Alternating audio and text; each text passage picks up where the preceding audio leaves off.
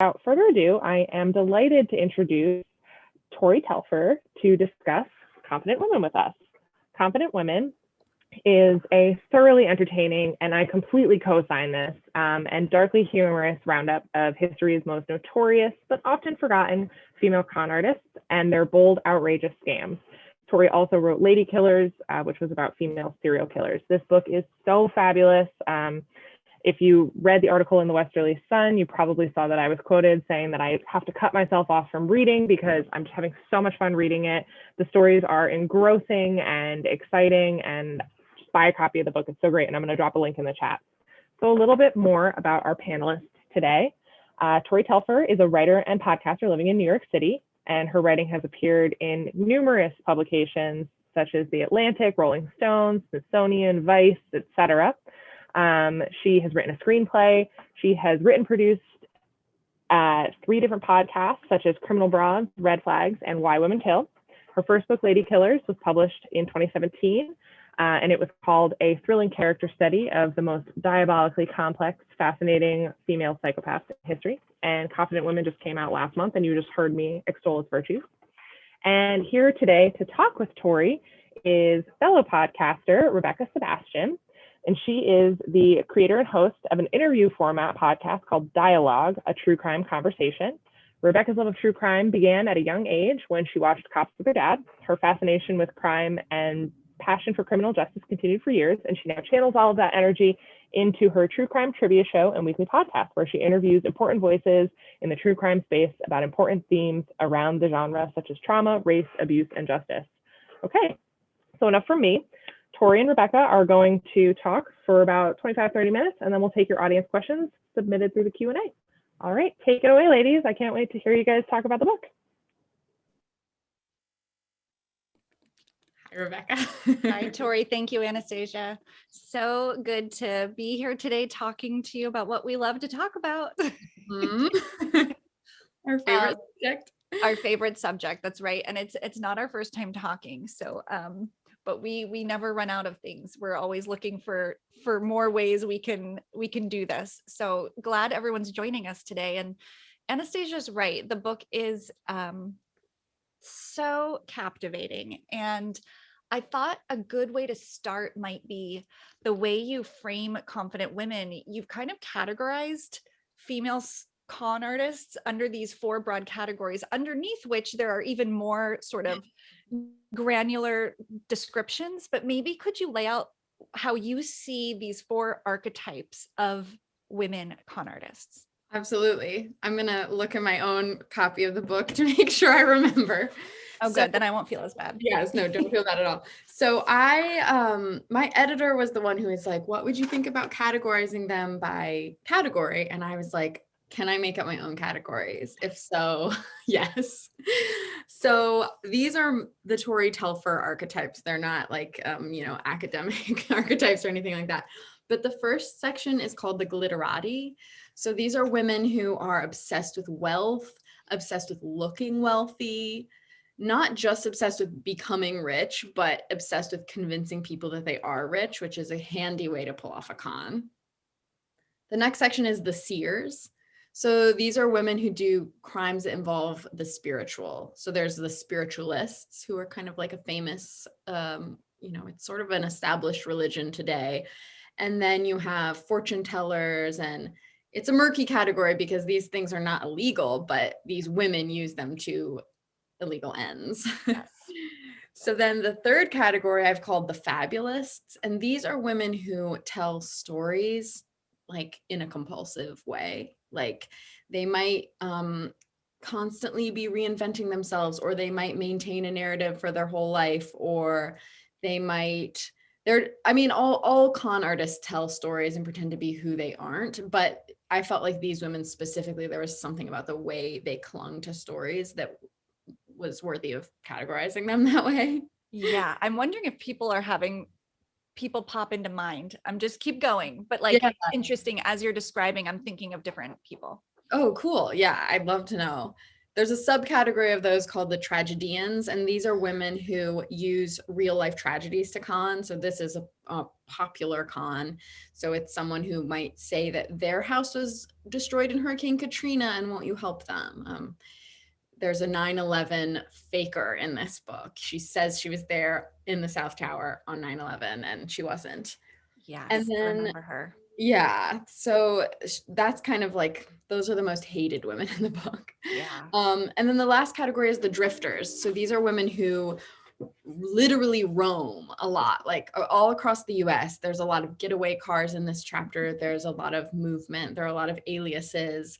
These women are just like, if you're trying to pin them down, like they're not going to show up for coffee. Let's just, they're like your flakiest friend. Not your most reliable. No, they're probably going to be in Kansas when you thought you were meeting them in Brooklyn for coffee.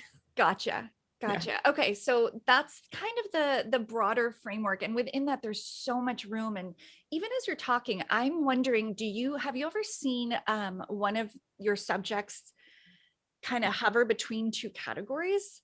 Yes. I'm thinking of a woman in the news right now, actually, that the audience might be aware of. Anna Delvey really came into notoriety for being a major con woman, scam artist. Now, is she hovering between two, would you say? Yeah, she could be a member of the Glitterati because she obviously loves wealth. But you could put her in the Fabulists because she tells a compelling story. And I think even to this day, she doesn't quite admit like that she was lying about who her parents are. Right, right. Well, so speaking of her, since, this is timely to when we're talking and your book, she just, she served time. So sometimes women who are doing this do get in trouble and have to pay their debt. So she just was recently released. So I was just curious, what do you think in terms of her story of, because I guess to get parole and to get out, she did have to eventually show remorse.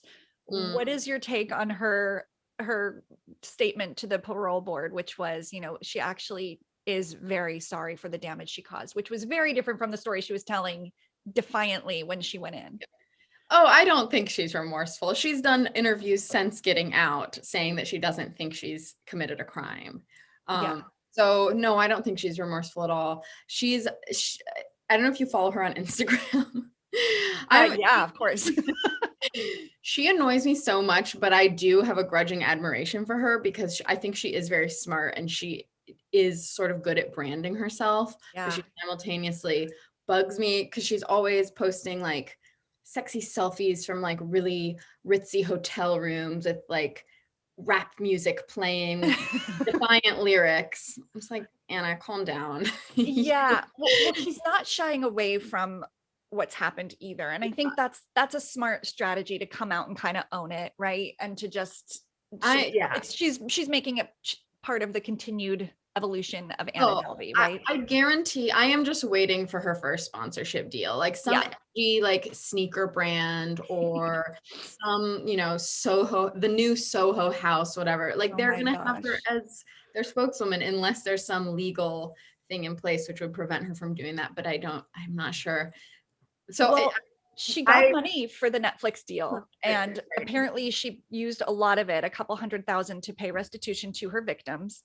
So I wonder if she's precluded from future financial compensation. I don't know. Yeah, if she's paid restitution, I don't think so, but I'm not totally up on my Son of Sam. Yeah, exactly. It is the Son of Sam law, exactly. And it might be different for financial crimes and violent crimes.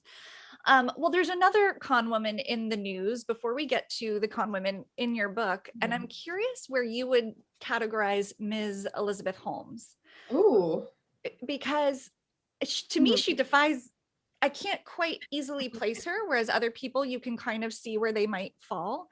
So I'm curious where you might put her. And then also wondering if you and everybody heard the latest news in her trial, which is being postponed due to some news. I was wondering if you've heard.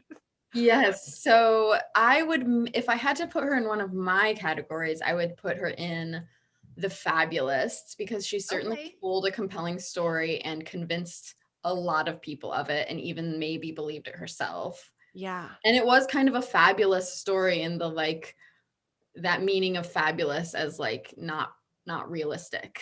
Not like Kim Kardashian fabulous, but like, you know, like fabricated. Like, fabulous. Right. yeah, yeah. Oh yeah, I would maybe put her there, but she really is, what's striking about her is she is similar to a lot of male con artists who, like the story of being an inventor and the proximity to the medical world. There are more male con artists who do that, which I think is like simply because for gendered reasons, like we're more willing to believe that a man has invented something or that is a doctor. But that's what makes Elizabeth Holmes striking to me. So I would maybe need to invent a category for her. Yeah, well, I think wasn't the one of either the book or the documentary about her, I think was called The Inventor. So yeah, so she warrants her own invented category. That's really interesting that you bring up this idea of gender, because it was one of my questions I wanted to ask you. We're moving, into an age where we don't want to engender behavior as much as we used to. However, do you see differences? You've extensively studied women who are con artists. But you probably have studied, cons and scams in general. Is there a difference between the way men and women scam people? Yes. And the funny thing about con artists is they do not care about what society thinks is like the way to be. Like they are not woke, they don't, and they're not feminists. Like they're really not. They're out for themselves. So I am sure we're going to see con artists who are using like woke Instagram feminism to forward their goals. Like there are con artists today who use like Instagram wellness culture, so whatever's in the culture, they'll use it, but they're using it for themselves. So I see the women in my book often using these very almost stereotypical gender norms or aesthetics. They don't care. They're using it on purpose because they know it'll convince you more, so it's funny to me. I feel like sometimes because my book is about women, there's a tendency for people to be like, look at this like feminist, like this book of feminists. And it's like, no, this is not a book of women supporting women. This is a book of women exploiting women. Right. So that is like how I see gender playing into them. So they do tend to use more sob stories, more feminine things, pretending to be a mother or a grieving someone who lost a lover, or I don't know, like a frail older lady. They will use these things because I think they know that society is more convinced by them, rather than a woman coming in and being like, I'm a doctor. Right. Not that women can't be doctors, duh. But I think society, there's still a little bit of a like, are you really a doctor? Are you really an astronaut? Yeah, no, I think you're right. But what again is so kind of interesting about Elizabeth Holmes are two things, is that she sort of didn't have a lot of this like medical acumen to back anything up. So she sort of relied on like her charm, I guess you would say, though that word is even debatable. But and also that she's pregnant right now. So it's even more an engendered conversation, because now she's leveraging this pregnancy to postpone her trial, which is not a right, I don't think, among the arrested and the inmates waiting trial. I'm pretty sure that's like something you get with a very hefty legal defense. Right. But anyway, very, very interesting. Something you and I have talked about at length on our podcasts, on stage together when we used to be able to meet in person, is cults, women in cults. And I was rereading your book and thinking, I'm getting cult vibes. I get cult leader and con artist. I feel like if it's a spectrum, maybe they hover around each other. And I was curious if you see that, and if so, how? I love that. Yes. I mean, maybe a con artist is like a micro cult leader who I like one at a time usually, whereas a cult leader is like 700 at a time. Right. But yeah, I think especially for the spiritualists to use religion or spirituality to con, obviously that is something all cults seem to use. Yes. I know we wanted to talk a little bit about Rose Marks today, who is Yeah, she's still alive. She was a fortune teller. She's currently in a federal penitentiary in Illinois. And she did have some cult leader vibes in that she wove a very compelling web that from the outside looked ridiculous. Right. Like she would tell her victims, she would take thousands, even millions of dollars from her victims. And when they asked for their money back, she'd literally be like, A, like, I don't know where it is. B, Michael the Archangel has it. C, it burned in the 9/11 fire. It's so weird that there are two 9/11 cons in my book. I know. But apparently it's kind of a thing. So she would give these answers and then she would ask you for more money, and maybe not just money. She would, like, to one of her clients / victims, she was like, the spirits want you to bring me a vacuum cleaner because she wanted a vacuum cleaner. And other like useful, tangible items like maternity clothes or specific sneakers, like for her family. Shoes, right? Like it was shameless. And so to you and I, or to the judge and to her defense lawyer, this looked ridiculous. Like it kind of looked like, okay, these victims are stupid people, basically. Yes. And that was said about them. And you see that in how people write about cults, right? Exactly. Like, how could you have followed Jim Jones, that meth addicted, sunglass wearing maniac, to South America? But as we know, like, an event, cult leaders, it's very convincing when you're in the web. It's very convincing, and they are very strategic in what they tell their intended target, right? So Jim Jones had a great message before he lost his mind. I mean, he was preaching radical desegregation and unifying Blacks and whites in the church, like a great message until it changed. And Rose Marks was speaking to the deep sadness that her clients were feeling and ways to improve it. So of course they were sort of positioned to believe her because they were so desperate for the truth and the healing that she was promising. Yeah. So it is easy to write them off as stupid or gullible, but they're in probably their most vulnerable moments when you start giving, and you don't start with that big amount, right? In the beginning, Rose was very smart, asking for items, right? She built this trust with these customers who would come in and ask for a bracelet or a watch that she would give back, which I thought was so interesting. Yeah. What do you think? Like that's like a mind play for sure, right? Yeah. She and her daughters and daughters-in-law who worked for her were very good at identifying. They wouldn't con everyone who walked through their door. They did plenty of palm readings, tarot card, whatever, $50 type services. But if they found someone who was particularly vulnerable, and I'm sure they just had a sixth sense for this type of person, and been doing this for decades, then they would start the long con, which would involve asking for something valuable, like a bracelet, like maybe like your grandma's bracelet, which they would take to prey on and then give back. And so then there's trust established. It's like, oh, she didn't take my bracelet, she didn't run off with my diamond ring, right like she's legit.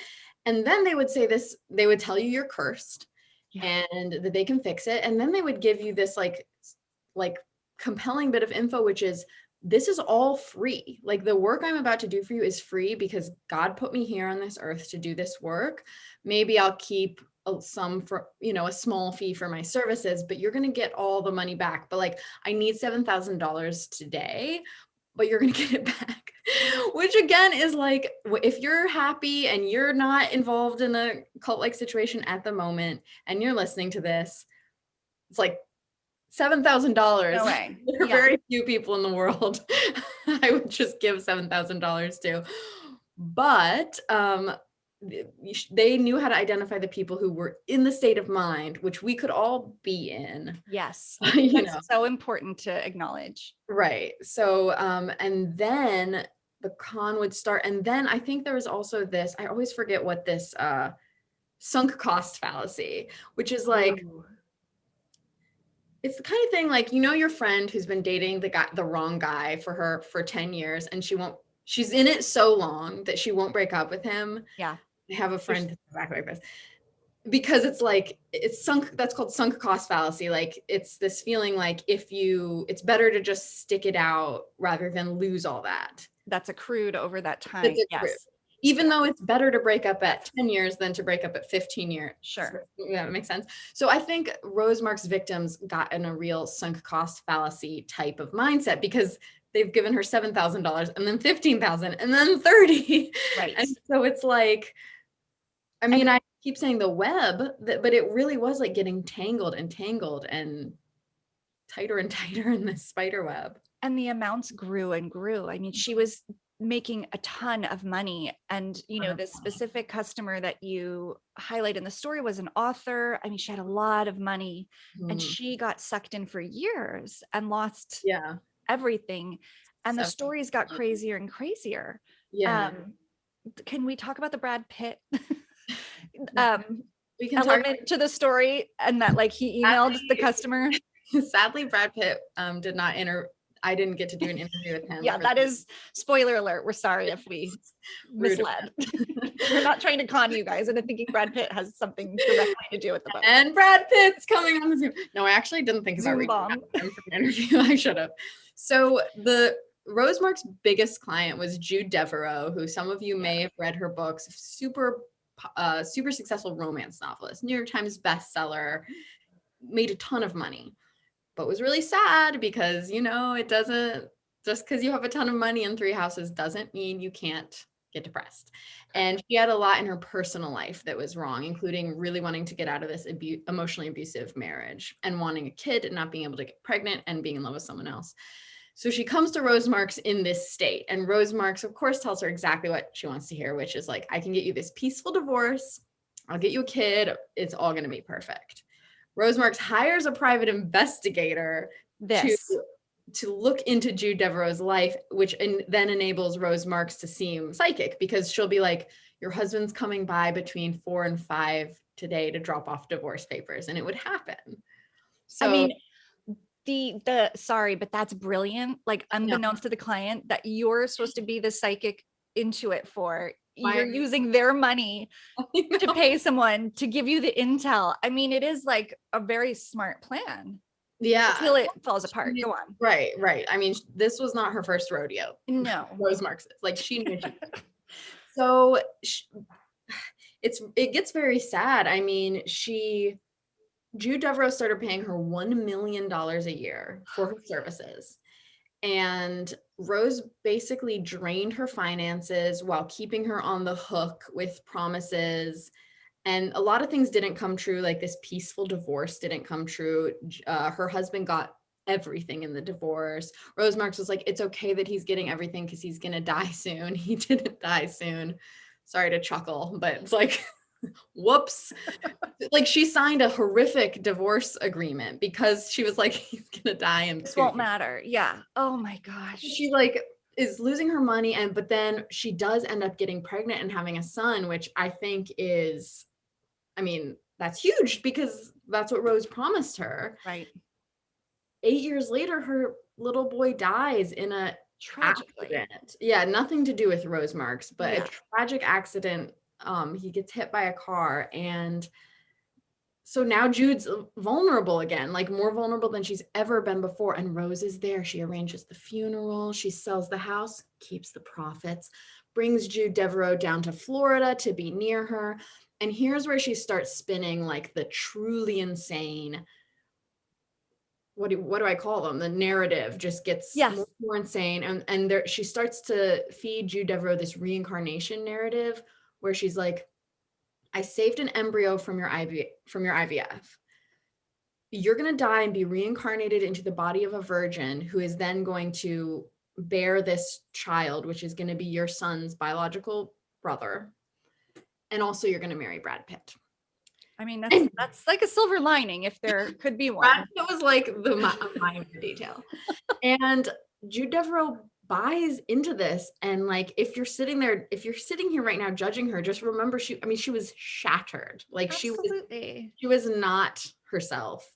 And Rose was saying like, you can't stop the work now because your son's soul is going to get thrown into hell because your husband's dealing with some black magic.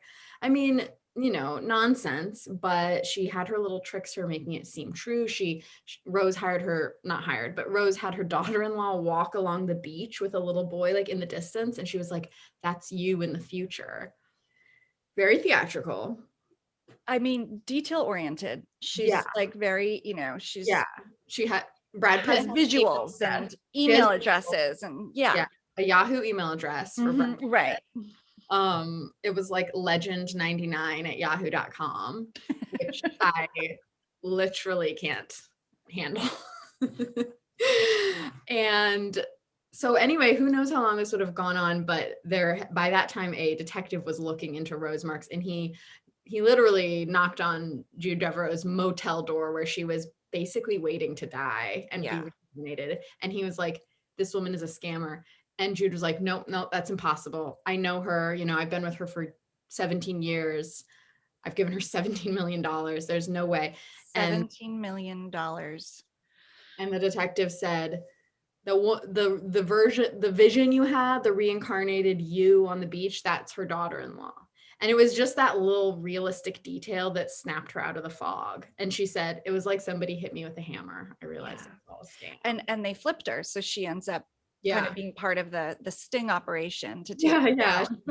She does phone calls with Rose. I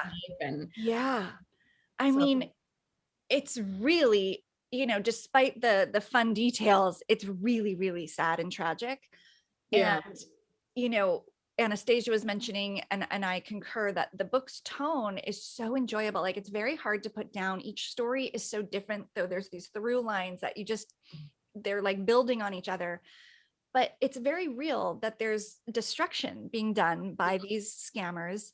But there's also this flip side. You've also studied serial killers and written your first book on lady serial killers. So how did you kind of, for the book, establish the tone that could be a little lighter, if you will, than murder, which it is? White collar crime is kind of like a breath of fresh air when you're in this dark true crime space, but not discount the absolute wreckage that they cause. So how did you, because I think the tone comes across beautifully, but how did you think about that?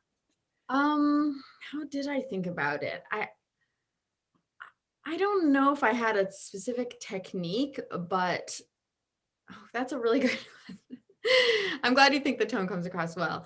I guess to me, for all these true crime stories, like, it's funny until it's not. And it's okay if something's ridiculous. It's okay to point that out. I mean, I was going to say, unless it involves like the death of someone, but like there is nothing ridiculous about death and murder. So it wouldn't, but Brad Pitt's fake email address is funny. And like, let's not clutch our pearls and pretend that it's not. Exactly.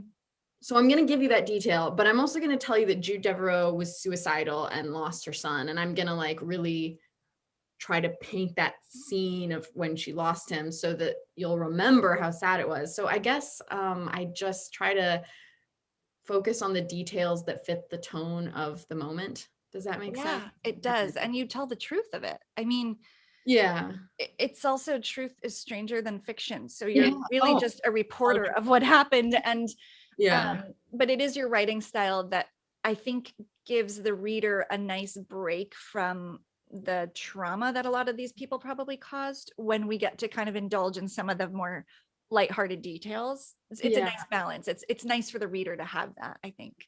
Thank you. I also just feel like these women are wild. Like, they're characters. They are. And should we pretend that they're just like, the whole thing is like super somber? Like, they're so out of control. Like, they're wearing furs and diamonds and driving in pink cars, and it doesn't.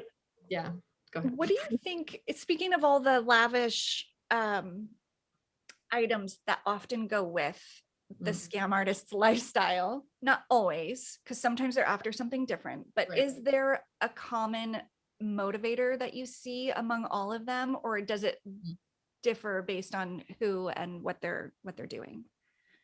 It's the driving theme. I think if there is a common one, it's not money, although it looks like that. And don't get me wrong, they like money. They all like money. We all like money. It's not like,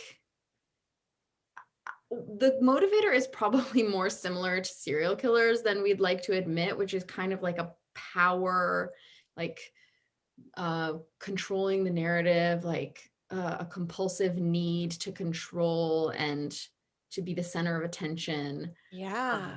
Like I'm thinking even for our famous male con artist like Bernie Madoff, that's a very money scheme, right? It's all about Sure. money. But and I don't know a lot about him, so someone correct me if I'm wrong. At the end of the day, was he really doing it to get another pool, or was he kind of like psychopathic and liked the thrill and maybe couldn't stop? You know, I would. What he could get away with. Right, exactly. At some So point, it's the latter. right. No, I think you're getting at something. And because some of the women in your book are looking more for an accolade and for something about their identity or some completion of themselves or their role in something more than financial means. I mean, the woman who lied about being at 9/11 didn't profit from it. She didn't get which it almost makes it more puzzling. Like you could imagine someone utilizing a tragedy for money, but for money, that happens. That's a common scam, but she didn't. Yeah. And there's a quote, let me see if I can find it really quickly. There's a quote that a psychologist says about how, so this woman, Tanya Head, 9/11 scammer. There have actually been kind of a lot of 9/11 scammers. Right. And I have a quote in here from a psychologist who mentions that she has like a weird amount of clients who've claimed some connection to 9/11. And she says something like, where is it? But basically she says like that there's like they sense like a power in the proximity to something so historical and major and tragic. Right. So it's that. So I think that's what drives Tanya Head, this specific scammer, but I think it's what drives a lot of scammers too, is like they sense the power in the story that they're going to tell, or the power in the kind of attention that they're about to get from us. Yes. And there's something very alluring in that. But I think we can all probably relate to that. You know, I always say, go ahead. Well, like we all like tell little lies and polish up things about our past, and we all just do a little bit of a like mini scam. Right. I was going to say, I think there's a seed of this almost everyone could probably point to if they're super honest, like something big happened to your hometown. You might mention that was your high school. And maybe it happened like not in your class, but maybe it was your sister's cousin's neighbor. But do you know what I mean? We make ourselves a little closer to the narrative than we are. Yeah. Right. Yeah. You talk a little bit about how it affected you, how you felt about it. Right. We all do. Yes. And I think that's like I think it's very adolescent behavior. And I'm not saying it ends in adulthood, but when a tragedy happens in a high school, like sometimes you want to kind of be like, I'm really sad about this student that I didn't know at all, who something happened to them, something befell them. But like, some people more than others are like mourning publicly, right? It's like that unleashed, like this to the nth degree. Yeah, totally. Yeah. It's very did we find that psychologist quote? Probably not. Oh, dude, I gave up. I know. How could you find one? I actually have a quote here that I could read if you want to keep looking for that one. But I thought this was a great description of con artists. This is early in the book. It's in your introduction, but you're talking about most people, especially women, live their lives rattling around inside 1,001 social barriers. But through some mysterious alchemy of talent and criminality, the con artist bursts through those barriers like Houdini, escaping from one of his famous suspended straitjackets. The con artist doesn't feel the need to use the correct social security number or keep the name her parents gave her or put her real eye color on her driver's license. She doesn't mind forgery. She's not afraid of a little bigamy. She'll drive a fancy car right off the parking lot or steal a necklace made of 647 diamonds, and she doesn't care who pays for the price for her crimes. And though people love to turn her into a metaphor for entrepreneurship, for capitalist grift, for the American dream, for America itself, for the devil, or simply for the average woman's life of mild duplicity, she doesn't give a damn about your figures of speech. The only person she answers to is herself.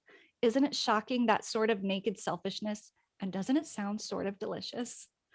Like that really gets to, I think, the enticing nature of these stories is they're just like unapologetic. Yeah, like Anna Delvey on Instagram. She doesn't care. Yeah. It's like, I'm drinking champagne in a hotel room, like suckers. Right. And Elizabeth Holmes isn't probably boo-hooing the plight of other women in her situation awaiting trial who are also pregnant, who are not going to have their trial delayed. Like, not her problem. Not her problem. Yeah. So yeah, so in that way, maybe that is like a faux feminist standpoint in terms of the con artists themselves, like that they are unapologetic. No, about their exactly. They're feminists for themselves. yes. They're certainly not intersectional in any way. Like they don't. They're It's like not, it's not me too. It's me, only me. Hashtag only me. Just yes, me. exactly. Hashtag only me. It's the compendium. Okay, good. We've figured it out. We've cracked their code.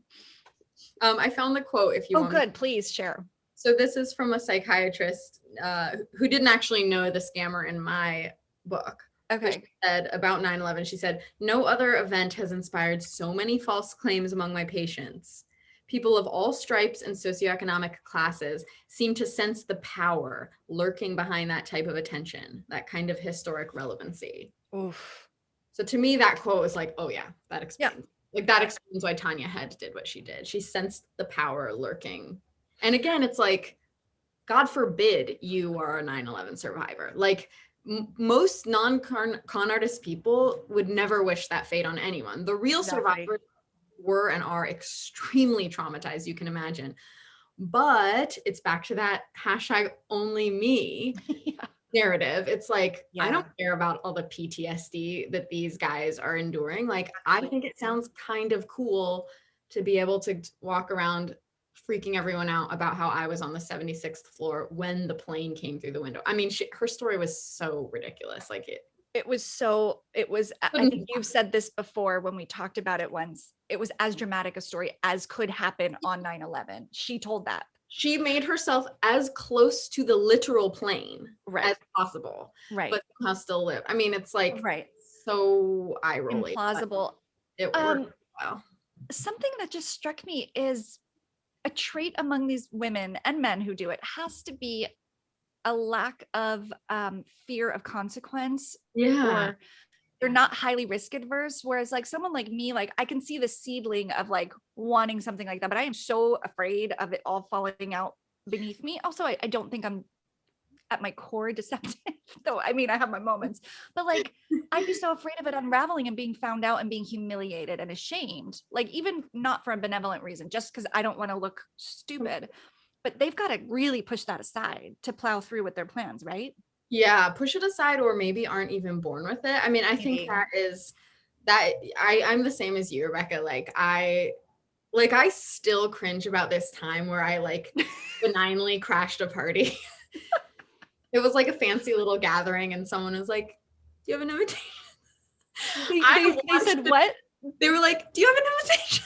Oh my gosh, you were like, to get honest. Cringing now. This happened years ago. Like I could never be a con artist, not because I'm such a good person, but because I couldn't even it still makes me want to die thinking about that. So you're right. Absolutely. In the passage you read, that's sort of what I was trying to get at. Like, don't we kind of wish that we didn't have that risk avert? Like, doesn't it sound kind of cool or freeing to be able to be like, of course I have an invitation. You don't know me? Whatever. Right. Well, you've got the wrong list. Like that kind of boldness. Yeah, it sounds kind of thrilling to us, right? Who could never do it. I don't go to parties where I'm on a list very often, that kind of party. But even if I were on the list, I'd still doubt it. Even if they were making a genuine mistake, I'd be like, I probably not. I don't deserve to be here. Goodbye. Yeah, we're not going to be good con artists story, I don't think. No. We know our place as the tellers of these stories. Exactly. Exactly. Or anti-heroes.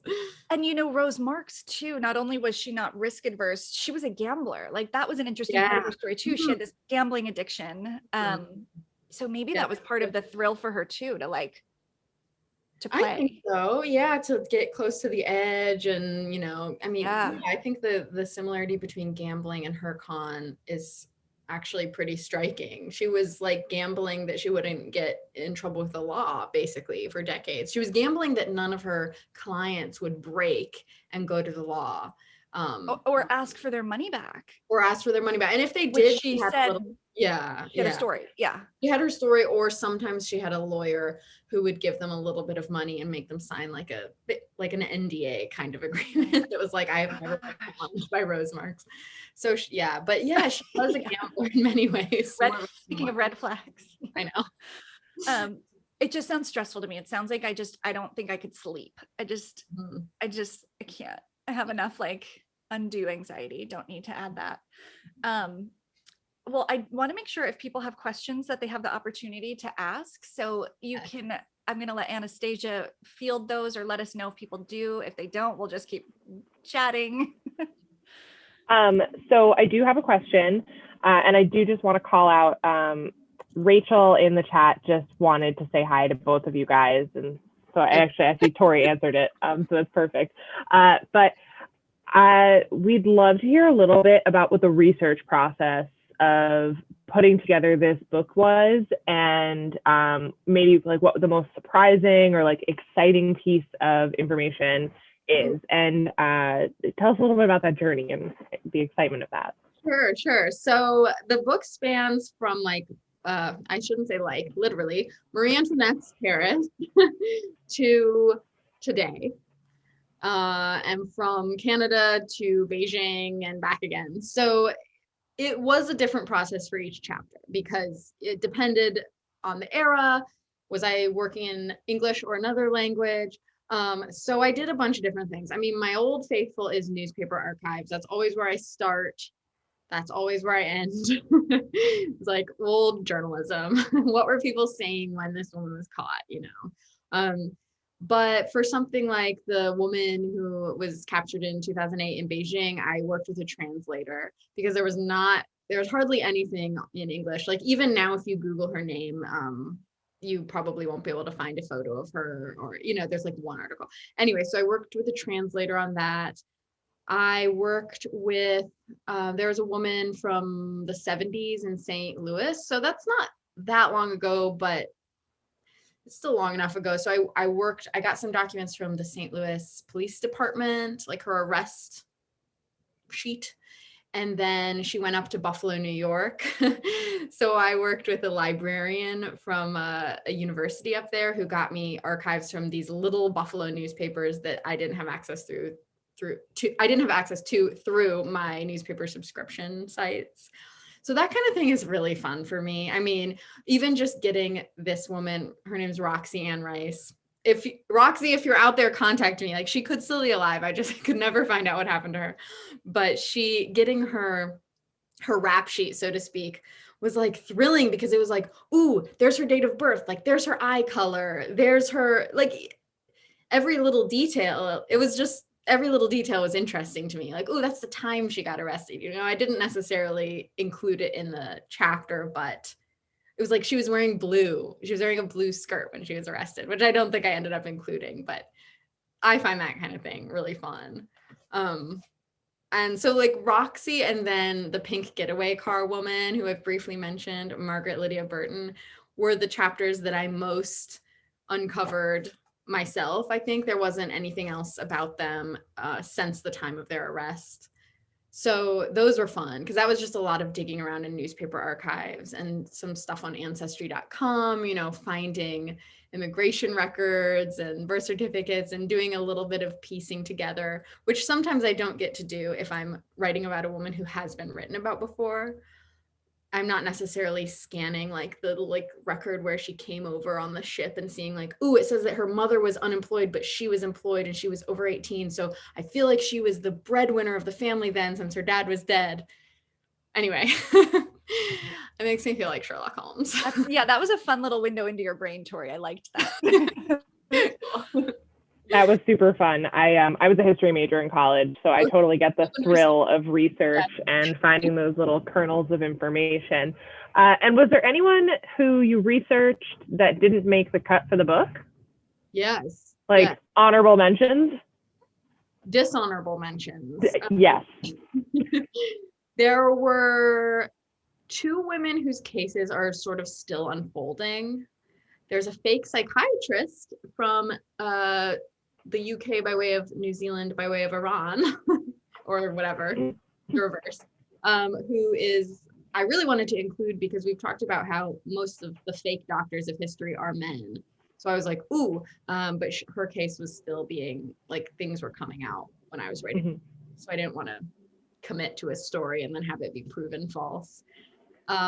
There's a fake wellness blogger, what's her name? Belle Gibson from Australia. Maybe you've heard of, Rebecca's heard of her.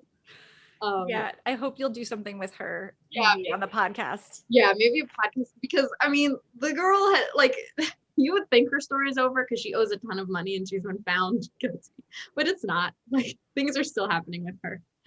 And then on a more sobering note, there was a woman that I was thinking about including whose con was just honestly too horrible and too recent. I mean, it's like when it's really horrible and really recent, that there's a specific ick there that I tend to shy away from. And she had conned this whole family and convinced 2 members to kill themselves because she scared them so much about, she was like, you've given away my privileged medical information and you're facing decades in prison. And so that's terrible. And she passed away in jail. And I was like, it was so different from everything else in my book that it seemed maybe I should include it, because at first I was like, this is a good reminder that cons are serious. Like, this is because we all chuckle and laugh about them. I mean, I do it. Rebecca and I do it. Like, we all do it. But it seemed like maybe I should put this in to remind people just how high the stakes can get. But ultimately, their family members are still alive, and it just didn't feel right. So I'm very okay with my decision not to include it, but just FYI, that con does exist. Yeah, that's I think it's a really valid point and logic, particularly when, you guys talked quite a bit about Anna Delvey, and her story is so salacious and so glittery. So, and you read, there was that, I can't remember what publication you might, that really expansive profile on her, I think when she just got arrested, and it was just like, it was like reading Gossip Girl. Yeah, the cuts are the New York Magazine. I think it was the cut. I think it was the cut. Yeah, that sounds right. That article was just fun. So, yeah. It's important to remember that there is a toll. Yeah. It's easy to think of it as a victimless crime when it isn't a homicide. Right. Because that's so tangible. We connect a victim to a murder. And so I think it's like an expansion of our definition of crime and victims when we're talking about cults and cons. Yeah. Right. Yeah, absolutely. Well, that is all we have for questions. So I don't know if you guys have anything that you didn't get to touch upon that you wanted to just sort of round out the event with. But before I let you guys sort of have the last word to wrap up what has been truly a fabulous afternoon, I have been sitting, with my camera off on the other side of the screen here, just like laughing, being like, oh my God, I have to go back and read this chapter. I loved the chapter about the Chinese woman Wang Ti in Beijing. I thought that chapter was so great.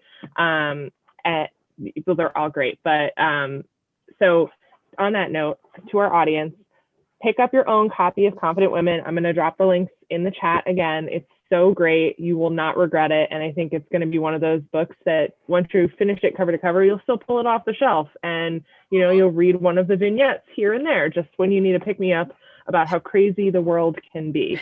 So I'm going to drop links in the chat, and I will let Tori and Rebecca just close it out, whatever you guys want to. I think we should direct people to our podcasts.